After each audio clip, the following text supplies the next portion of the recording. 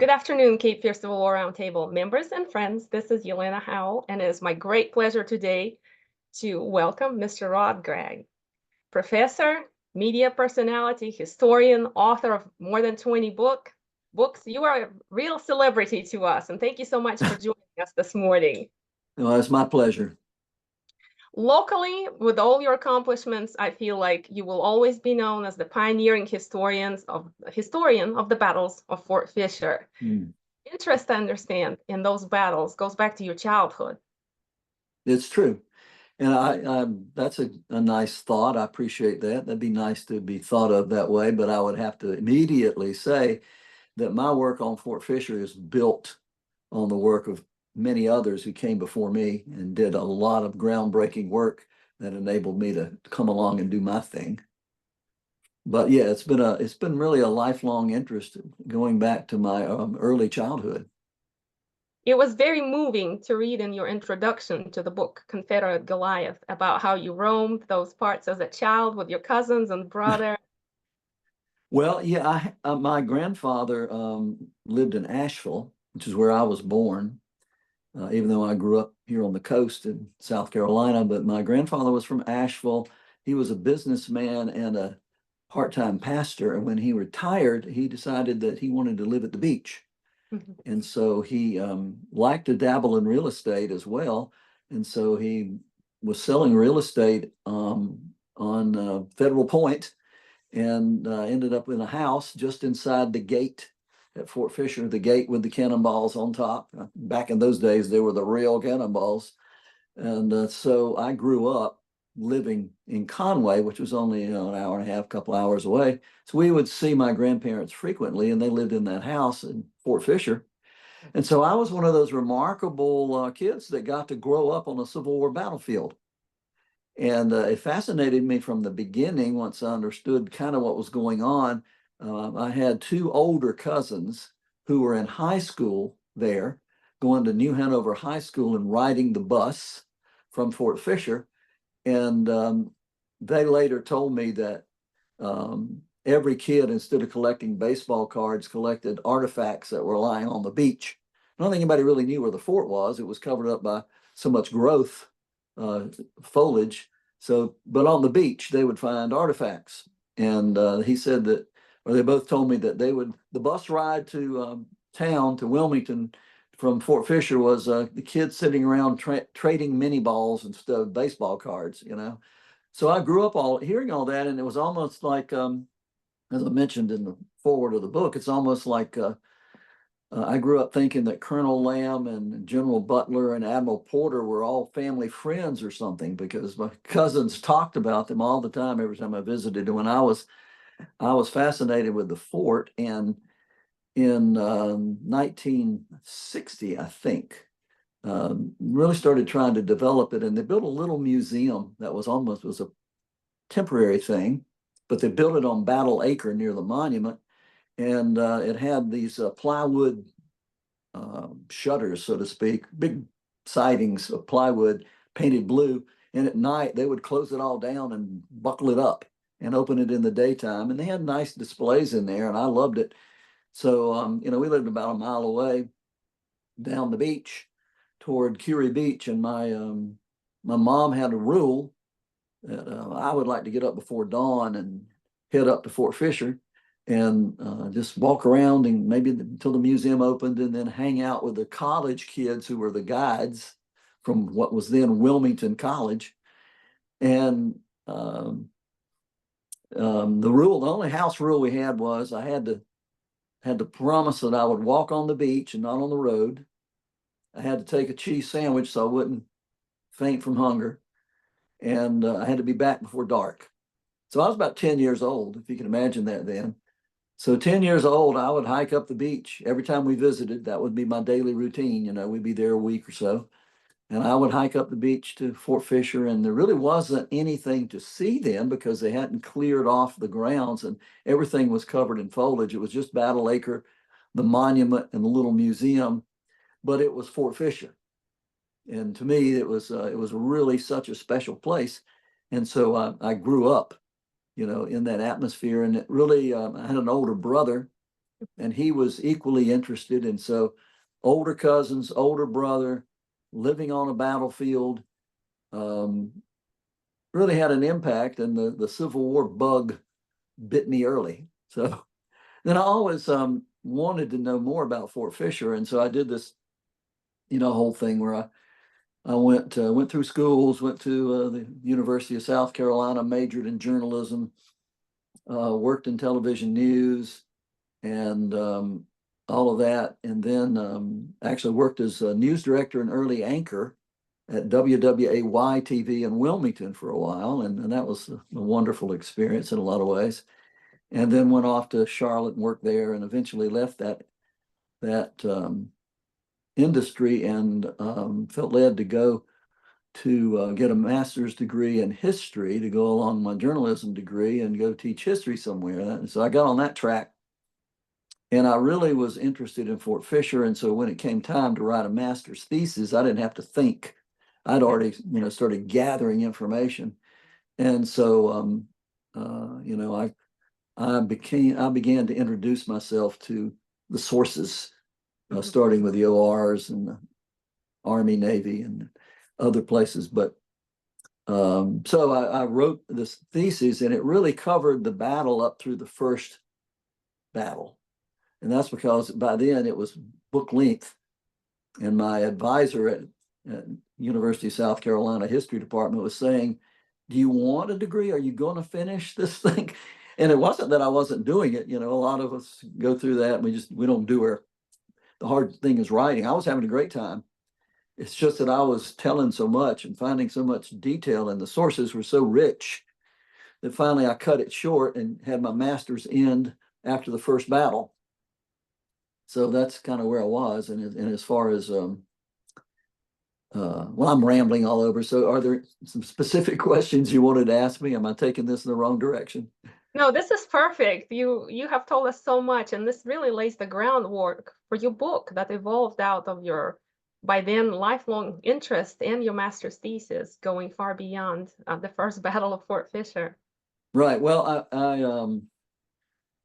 I began while I was a reporter. I started working on my first book, which was a biography, a story of a POW in Vietnam during the war. All these American POWs came home in 1973, and I was interviewing several. I interviewed one in particular that had a remarkable story, and he was interested in recording it. So I wrote this book, and that was my first book about it. And then after I did some other books, I kept trying to peddle my manuscript on Fort Fisher, and I really couldn't get any interest. And I had this great file, which I've turned over to the fort, to their collection. I had this great file of rejection notices from the best publishers, in the country. I mean, but I made a rule. The day that I got a rejection notice in the mail, I would send out another proposal to a different publisher. So I just kept at it, and no one had heard of Fort Fisher. And so it was hard to get people interested. And I remember, so then I got a literary agent.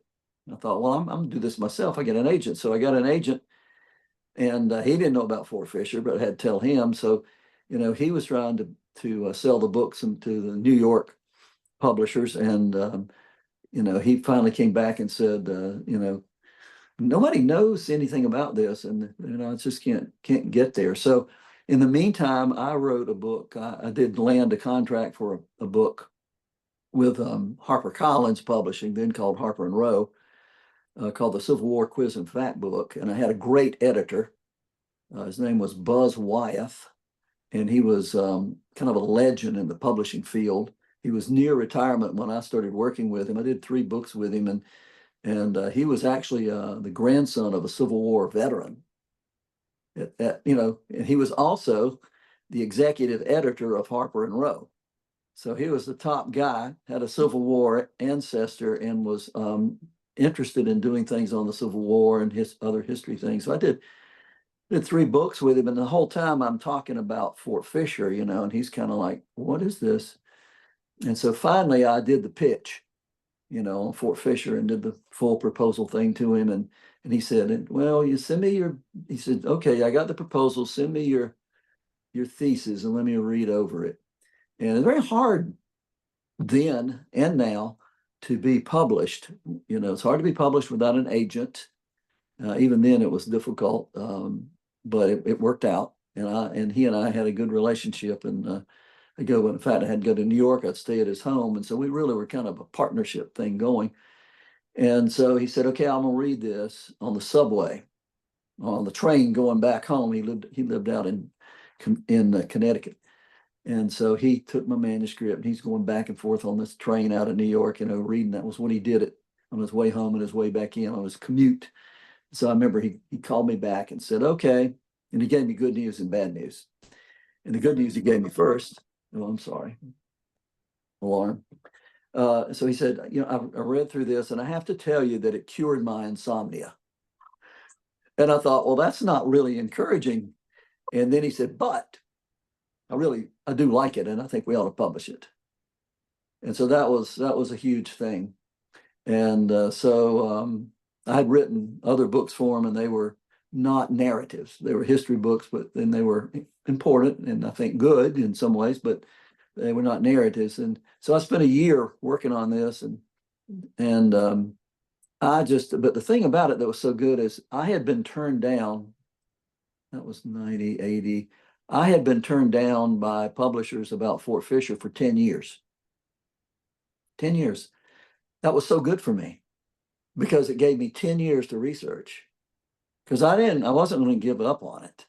Mm-hmm. And so every book I had, if I was in the Library of Congress, I was in the National Archives, U.S. Army Military History Institute, a Duke, local libraries in North Carolina that had great collection on microfilm of newspapers at the Durham City Library. Everywhere I went working on any book, I looked for Fort Fisher. And so I amassed, hundreds of pages of notes and Xerox copies, as we did back in the day. And it really was so helpful to me. And I kept it up. Actually, I was actually working on the last chapter of the book, and I was still looking for things. And one of the best discoveries I had came when I was trying to close down the book. And that was Adrian Terry's collection at Yale University, General Terry's brother, which was phenomenal. It was like one of the probably top 5 sources in my work on Fort Fisher. But anyway, thankfully, when I turned in the manuscript, sent it to New York to Buzz, to my editor. And I was nervous about it because, it cured his insomnia the first time. And so 2 days later, I got this overnight FedEx letter. And I thought, okay, why is he doing this? And so I opened it up and it was a 1-page letter. And I still got it. And it opened up with saying, "This work is first rate." And he went on and on about Fort Fisher. Now I appreciated it. I hoped I was a good writer and a good historian and good researcher. But honestly, how can you go wrong with the story of Fort Fisher? It was such a story. And I thought, if I just tell this the way it happened, who would not want to read this? It's just all this natural drama that's in it and all these personalities. And if I can just follow the personalities and let it unfold through them the way it did, who would not want to know this story? And, so he went on and on in the letter and how much he liked it and what he liked about it. And so Harper and Row published it. And it was at the same time that Ken Burns had done his Civil War series. And so there was a lot of interest that was generated from that. And Harper and Row really gave it a push. They really got behind it. They almost sold the movie rights to David Wolper. It was a big name at the time. But that didn't happen. But I was complimented. They tried to do that. But they really gave it a push, and it did really, really well.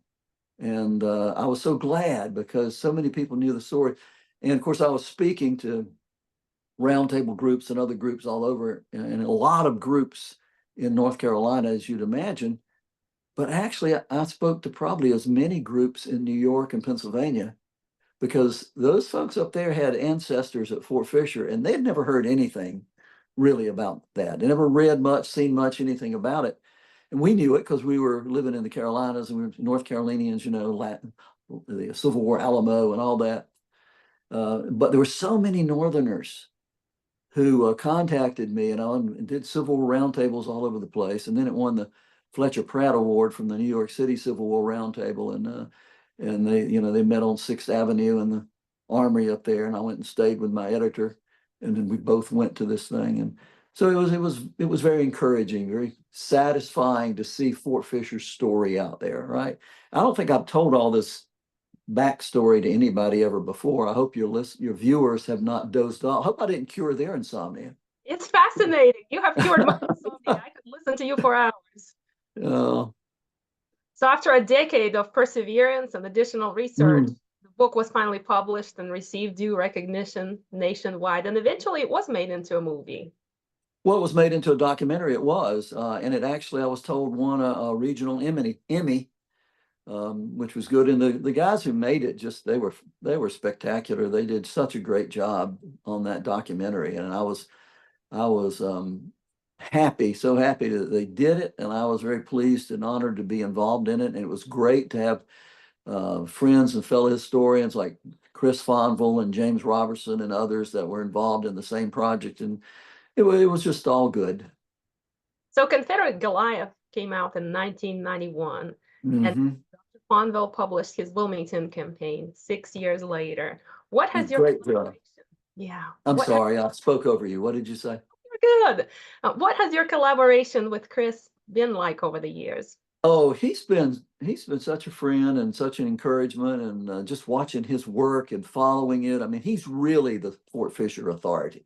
You know, I'm the kind of late to it kind of thing guy, and I'm glad that Confederate Goliath is there and that it did so well. But I'm also very grateful to Chris and others, and Chris the most, I guess, but others also who came along before me and did all this work and all these things, and some of the site specialists at Fort Fisher, you know, like Al Honeycutt, who was there when I was a kid. I was a little boy, and I remember finding a long piece of iron.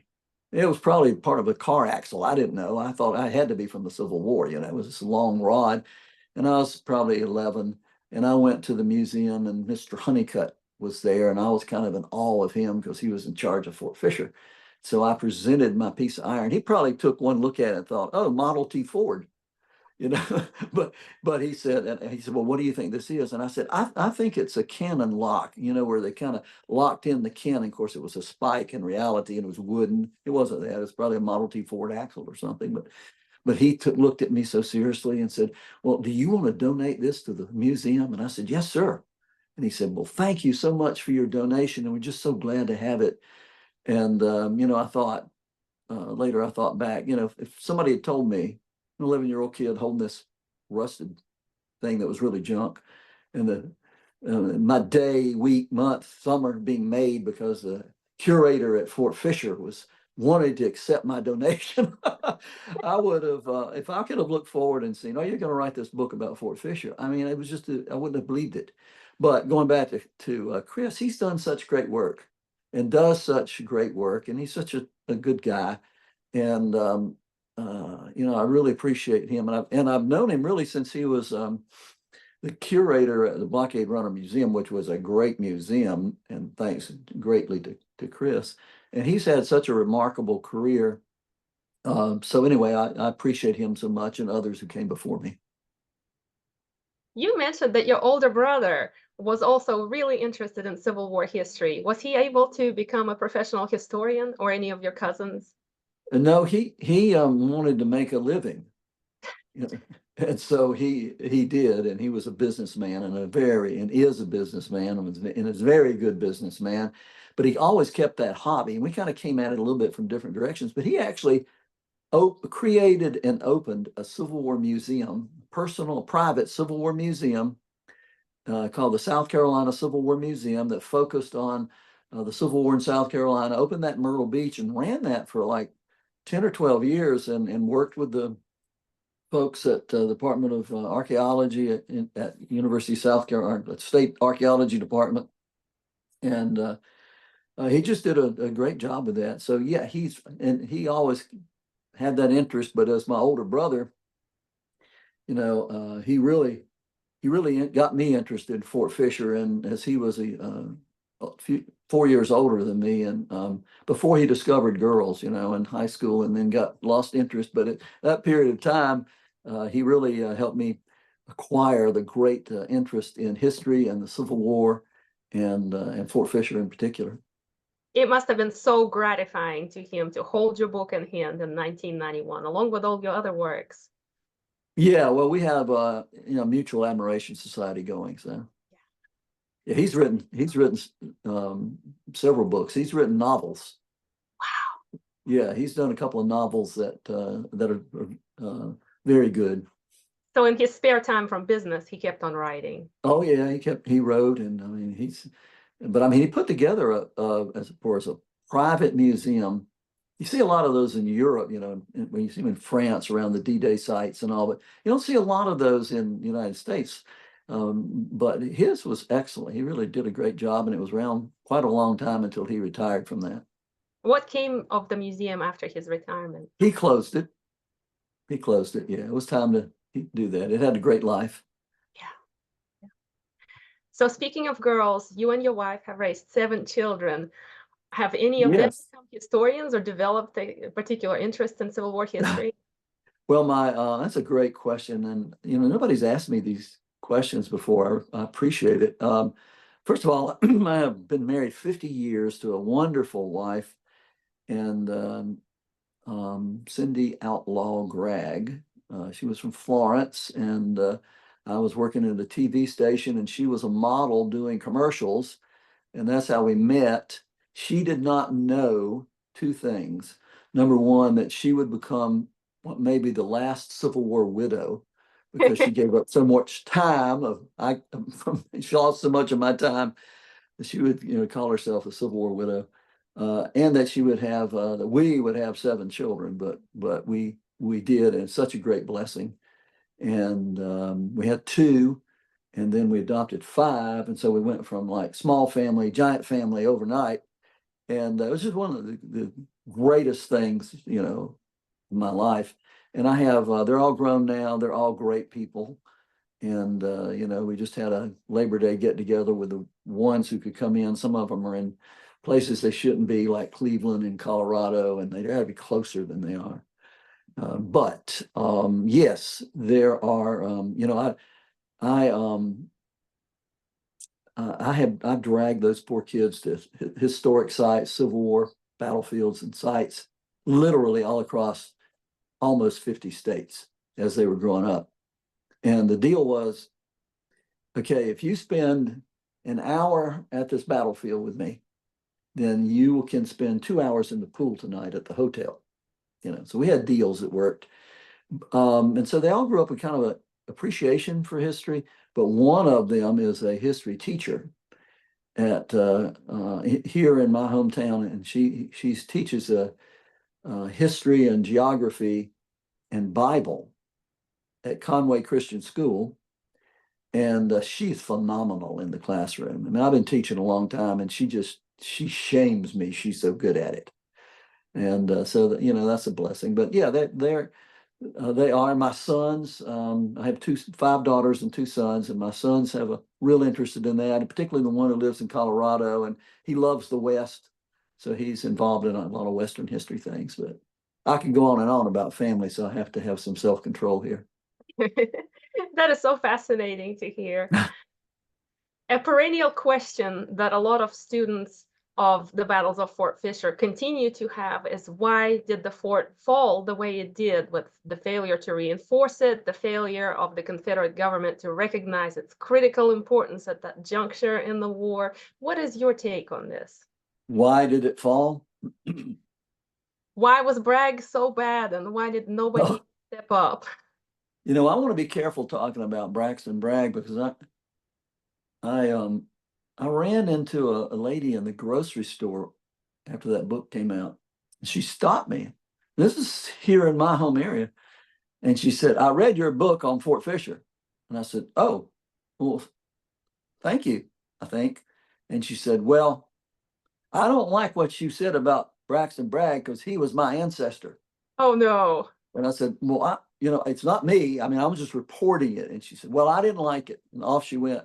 So I have to be careful about Braxton Bragg, but I mean, you can't separate the fall of the fort from him, but at the same time, I mean, this was overwhelming resources. The remarkable thing is that they held out so long, to me, you want to tell the story and you don't want to speculate and all of that, but personally, you got to think through those things, and you can't help but have some opinions and all that.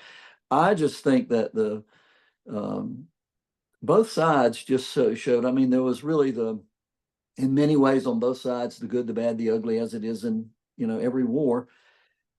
But both sides had exceptional leadership in some ways, poor leadership in other ways, and but the soldiers in the field on both sides just incredibly courageous. It's story after story of these guys, and you think, and after the war, some of them sat down and they were buds, I mean, Lamb and Newton Martin Curtis, but the common soldiers, and you think the great tragedy is that we were family and we were doing this fighting, But as far as the answer to your question is, there were overwhelming resources that the North had that made it inevitable to me.